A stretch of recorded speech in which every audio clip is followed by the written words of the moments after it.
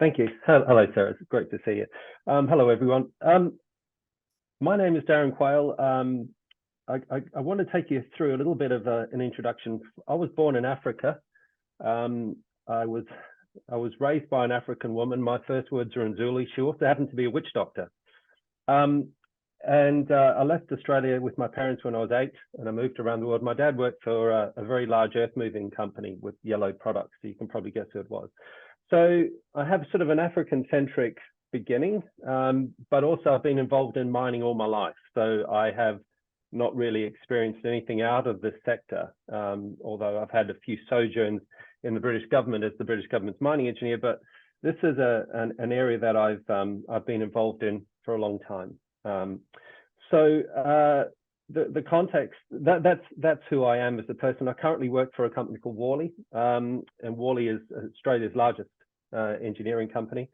And we're heavily involved in the mining industry, but also the downstream processing of raw materials, including critical minerals, right through to cathode active materials and battery active materials, etc. But also we take the recycling of that. So we're heavily involved in the recycling of metal products, particularly critical metal products. So given that background then, Darryn, and I mean, I'm quite keen to hear more about the witch doctor, but we'll come back to that later.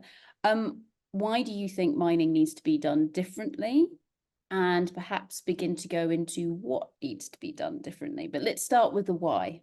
Okay, well, how do you get to the question, right? I in the British government, I was able to host I hope she doesn't mind me saying this, President Bachelet, Michelle Bachelet, who's quite an epic person. She's now in the United Nations, I think. And as the Chilean president, we hosted her 2016, and we organized her to open up the London Metal Exchange and other things, given the dominance of Chile in the copper market. And one of her team said to me when we organized a meeting with her miners, including Anglo American, Glencore, and others, they said to me, you know, the problem with you miners is that you're always the bad guy in the movie. And it was so shocking to hear that, because as a person that had been deeply involved in mining all his life, and loving the mining industry and so interested in explosives and things like that and big trucks, and that was such a deeply perplexing comment from someone outside. And I started to realize that I wasn't picking up the full view of what other people thought. And then I asked a couple of friends. It started me on a journey, and I'm just going to share my screen for a second if I could. I said, could you describe what you think the mining industry is like and how it actually works? And I will just go to this one. Let me know if you can see that. Not yet. Oh, here it goes. Soon. It's thinking about it. There we go. Yeah. Right. So, and I've nicked this. I haven't put their name on it. But this is what they drew. And this is 124 years of history, but you can see a telephone going to a smartphone. You can see the Wright brothers playing at Kitty Hawk flying and going to, you know, the Airbus Beluga, which carts wings and other components to France from the UK. And then you look at a rope shovel going to a rope shovel. And it made me think about how mining had evolved, and had we changed it all in the last 100 years compared to other industries. And I guess I became a little bit introspective and so forth. And I started to realize that, yes, mining probably needs to, yes, it has changed. It has changed remarkably. And this is quite an inflammatory slide to show people. Quite a few people get upset by that. But I think we've got a little bit better at doing things bigger. You know, fundamentals of tailings dams remain the same. Fundamentals of a very invasive process of mining remains the same. And I wonder if we have adopted or implemented everything that we need to in order to make mining a fit for purpose and to sort of enable it to be that powerful force for good, which it is so capable of. And I mean, with that, Darryn, do you think, you know, and I think that actually that slide that you just showed of the rope shovel going to a rope shovel, although be it a slightly shinier rope shovel, and I'm sure more efficient and everything else, which is truly glorious. Why why do you think it is that we haven't necessarily seen the innovation within the mining sector that has been going on elsewhere? Is it because we've been innovating different things, like we've been concentrating really hard on safety, for example, and actually trying to say, like, make our mines safer, so we focused on that bit rather than how we actually mine? Or what do you think is going on there? I've got a different perspective. I've been unpacking this for quite some time. So let me use a typical mine. And people say, yes, it takes 15 years to get up and running. It'll take several $1 billion of investment to get that out of the ground. And when we talk to insurers and funders, and I did this with my role in the British government, when I talked to funders and insurance companies, and I said, right, look, I was part of a team that developed a deep eutectic ionic solvent technology, which is now being run out, and that could transform mining. All going well. And I went to these funders, and as we were trying to spin up that company, I said, this could revolutionize the mining industry. But as part of a pack of others that could come through. Why are these things being so hard to adopt? And the insurers said, well, the funders said, we've put so much money into this mine, we are not really prepared to back a technology which is substantially different, even though it has such tremendous possibilities. We want the return on the investment. Imagine if we were to put 3 or 4 billion into a particular project with new technology and it didn't work. This is all about a return on the investment. And furthermore, go and have a chat to the insurers. So I did. And they said, there's no way in God's earth that we'd insure that. So what we're stuck in is there's really good, I mean, deep eutectics is just one technology of many, but there's some really, really good technologies which can possibly transform the mining industry out there, but not being allowed to, simply because of the potential to ruin an investment of substantial investment. This is world-class, world-leading sort of numbers, right? So that's for me the biggest thing. It wasn't about safety, it was simply about the funding. And this is, I find, really interesting, because from that kind of appetite to take risk perspective, on one hand, and we've heard people describe mining and exploration being both conservative and actually very risk-seeking in the same breath this week. And I think my interpretation of that is because depending on which bit we're looking at, we get a bit of both. So for example, if you're an insurance company, you're incredibly conservative, but compared to your peers who are insuring other industries, you're actually quite risk-taking, because you're going, yeah, we're interested in insuring something in mining, but that boxes us in. And we wrote a paper probably back in 2016, 2017 on this. And one of the main reasons why you don't have technology and innovation in mining is, yeah, you cannot get the insurance, which therefore means you can't pay for it, because you can't then raise the funds. But then on the flip side, as a sector, and maybe this is, I don't know, maybe the geologists were really bad at sharing this, we don't know what's under the ground. It's just a best guess. And yes, there's lots of governance around it, and we've discussed quite a lot of that this week. But that kind of comfort with regards to, okay, how sure or how confident are we in what we think's beneath the Earth's surface? I mean, Darryn, you've worked in mining all around the world. Is that geological model ever correct? No. Well, it's ruined by the mining engineers, right? One of the biggest arguments I've had, and the most threats to my own life, have been blasting an ore body in the wrong direction and diluting it. Geologists are fearsome beasts. When you wreck their ore body, and so someone was talking about the reserve to resource conversion and all that sort of stuff. Yeah, that's great empirically. You can drill the living daylights out of it and get a measured reserve, but you put a dodgy mining engineer in front of it as well, you can destroy that very, very quickly, blasting on strike rather than dip, and so forth. So yeah, so there's so many factors, Sarah, which can interview and can affect it. And here's another one, right? We did it. We did a study at KCGM in Kalgoorlie in 1995 or 95, and the philosophy was work out who's the most important person in the mine. and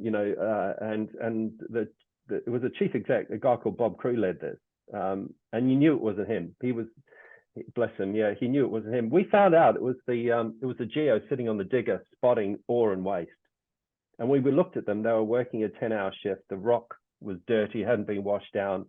The blast had gone wrong, and it was night shift, and they had no toilet facilities or anything like that. So that person's eyes spotting the delineation of ore and waste were the most powerful thing that we had. So we changed what we did, the way we treated geologists, the shift patterns. It was an hour on, hour off, and so forth. And our call factors went up by 300%. So these are some of the things that that people think you make $1 billion investment in a mine and it's all right. There's so many other factors that come into play, which can transform that from a very good idea to a very bad operation. And then so how do we change that? How do we do things differently and make mining better and more fit for purpose, to get what's out of the ground out and into the ecosystem? I think that's really interesting, and it maybe kind of builds on a little bit of what Vanessa was saying earlier in terms of who has the power, or kind of do you recognize who the people who kind of have the most influence or the most, kind of the biggest decision making kind of crux point on an operation. And yeah, it is usually someone you don't expect, like that poor little geologist who's been made to look at rock coming past in trucks. Just Darryn, leading into your experience, because of course you've spent a huge amount of time in that kind of broader world of raw materials, and something that we haven't actually spoken about this week, but I was last night we had Anne Thompson come and speak to us. And for those of you who haven't come across Anne, she's a phenomenal geoscientist. She is now the chair of the Society for Economic Geologists, and she runs a podcast called From Discovery to Recovery, get it the right way around. And in that, one of the things that they were discussing in the latest episode was around the specification of what a mining company or the processing unit of that company actually produces. And the reason why I'm talking about this is because, of course, what we're starting with is nature, is something that's natural, and it's beautiful and it's wonderful, and it's certainly not homogeneous as much as the metallurgists would love for it to be. But for example, if you take something like lithium, the actual specification of what is in that product when it leaves, be it the mine site or the processing facility, to go off into a car battery, that's something where in the world of technology, they're still trying to work out, well, what specifications of that product do they actually need? So there's this interesting loop that's here, that if you speak to be it the material scientists or the people designing technology, saying, what do I actually need in that product? Because you don't just make pure copper. There's going to be some off-spec items within that. Darryn, is there anything within this? Because to date, as far as I'm aware, the mining company has a contract to sell copper or lithium or whatever to a certain specification. And if they don't meet that, they generally get penalized. But actually, if there was more conversation in there around, well, actually, your technology could do with a lower spec, that would make it easier for us. Is there anything in that as being a blocker we can unlock? Yes, absolutely. It's a great question. I mean, the most powerful blending tools are digger bucket, right? So let me take you through from mining. So nickel often, I'm speaking like a geo, I'm sorry, but nickel often occurs near cobalt, and sometimes it's very close, and sometimes combined. And one of the things that we've been talking about over the years was the nickel cobalt NMC, nickel manganese cobalt cathode, right?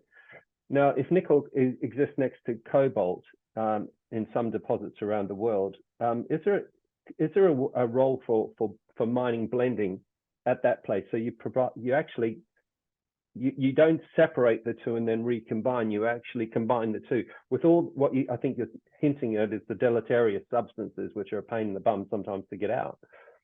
So we're at quite an advanced stage with a very large mining company to look at that, and actually co-processing a lot of the products. So changing the way we do things with 4% of the world's energy is on crushing and grinding rock. 9% in making steel. So can we start taking the downstream, sort of the upstream energy component out of it by doing things differently, and sort of adopting approaches that you have? I mean, so yeah, but I mean, again, that approach will have to go through. I mean, it's a mining engineering decision, but ultimately, it's quite a significant change in the way one mines, and it requires some changes in the processing and so forth. And that ultimately is funded by shareholders and so forth, and it adds a significant risk. And so many times that we've tried to change the way mining works, and we're dragged back to the conventional mining because stop messing around. If it ain't broke, don't fix it. But do we think it is broke? Yeah, I think it is now, if I'm honest with you. I think when you look at your children and you talk to them about what you do, and you know, it's becoming more and more difficult to not explain, but to make it seem like it's fit for its purpose.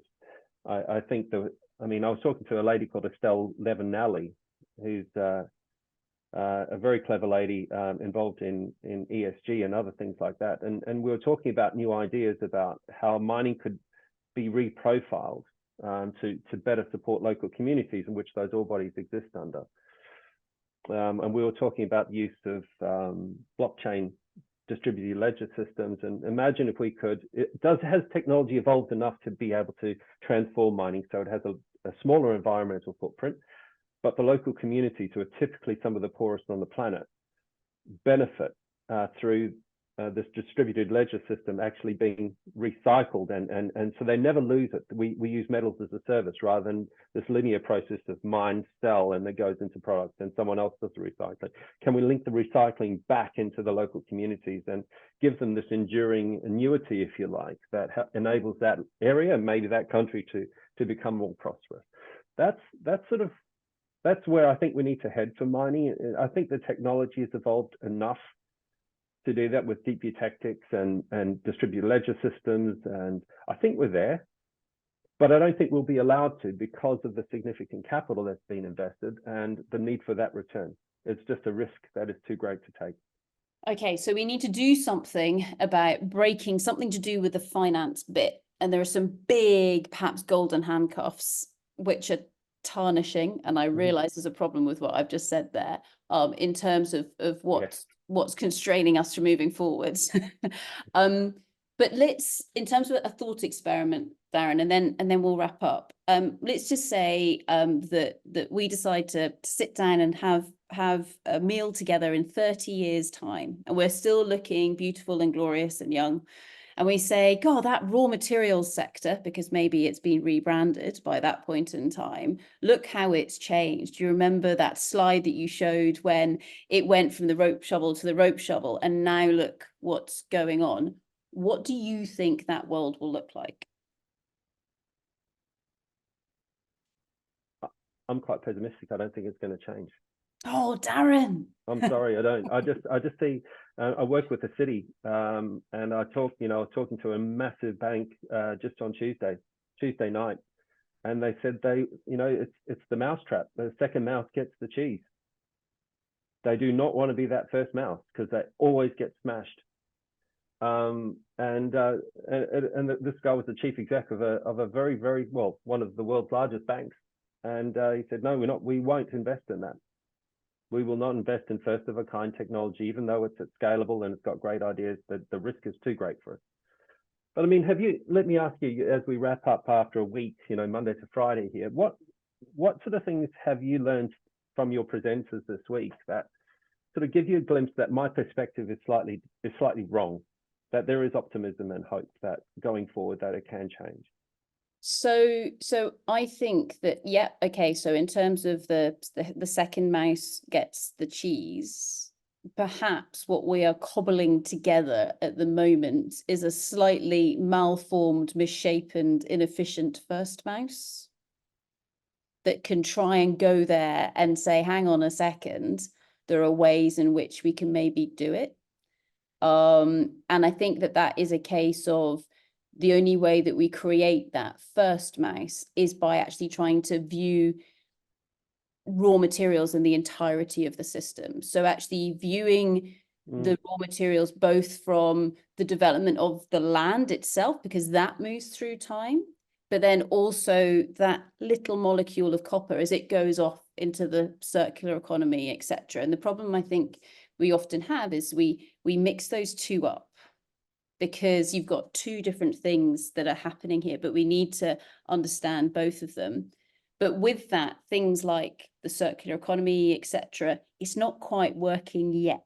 There are lots of things that aren't quite working yet, but that kind of tidal wave that's coming of that need for change has been building and building and building and building and is here. So there's almost a bit of a crunch point, a little bit like what we were hearing maybe from some of other speakers, where maybe from what Mark was saying in the oil and gas and the carbon worlds, there's a tipping point perhaps that we're going to go over sometime soon, where the oil and gas companies can't keep the pension companies interested, because they're going to run out of dividends to pay them with to keep them on side. Now, do we need to wait for one almighty crash and a disaster to force the seesaw to go over to the other side of that tipping point?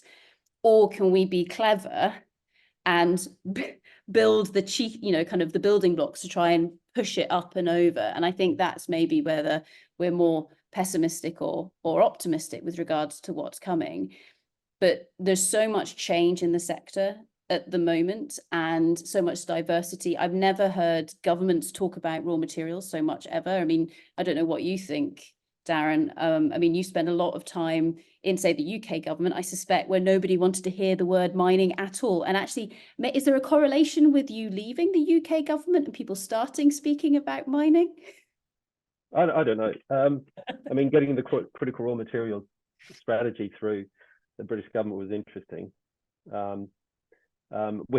We had one incident where a prime minister would not be, they wouldn't allow themselves to be photographed near a mine.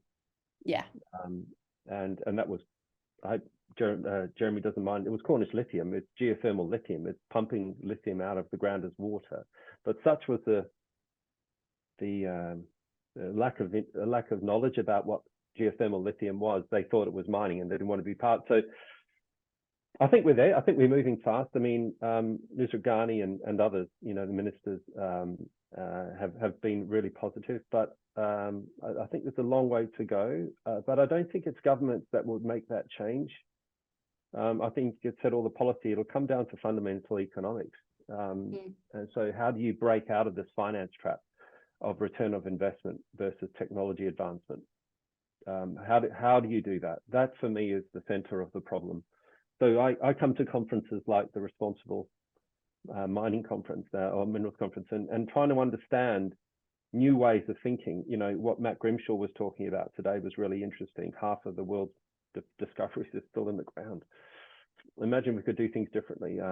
So, there's been a whole lot of speakers this week that I've been really interested in listening to, because I think mining needs to have more conferences like this one. And online, because you need that edginess, you need that different thinking to be able to form a coalition to make a difference. I think it desperately needs it, because everyone, it's often stated, everyone needs mining, and that's why we've been allowed to keep going with what we've been doing for so long. Yeah. And so, yeah, I mean, perhaps that safe space of everyone needs us, so we don't need to change is one of those reasons why we haven't seen that innovation in all forms. But I think just the final note maybe to leave us on now, Darryn, is this is one hell of a big monster, be it under the bed or wherever it might be, in the words of Kate Smith from earlier on in the week. And of course, the way that you address a monster is not to necessarily address it head on, but to start nibbling away at the edges. By the way, I don't condone eating monsters, just putting that out there, but we'll roll with it. And I think that is something where, yeah, so from a personal perspective, when you get frustrated by something and then you go, but hang on a second, what could we do to fix it? And why isn't anybody doing this? Okay, well, actually step up and do it. So this conference in itself is well, why aren't these people speaking to one another? Or why aren't we hearing this? And how do we think outside our own very safe spaces of where we think we're right and we speak to other people who think that we're right as well, or we all speak the same language? So the whole, kind of real impetus behind responsible raw materials is actually bringing together all of these different diverse perspectives and going, wow, I had no idea that was what was going on, or I've got no idea what that person just said, but I will go away and do my research and I'll re-listen to their talk and I'll go, okay, I don't agree, but that's really interesting because it's planted a little gremlin of a seed in my mind. And then another example of that is the mining is always the baddie in the movies. So what do? You set up a production company. Oh, so, when we find one of those.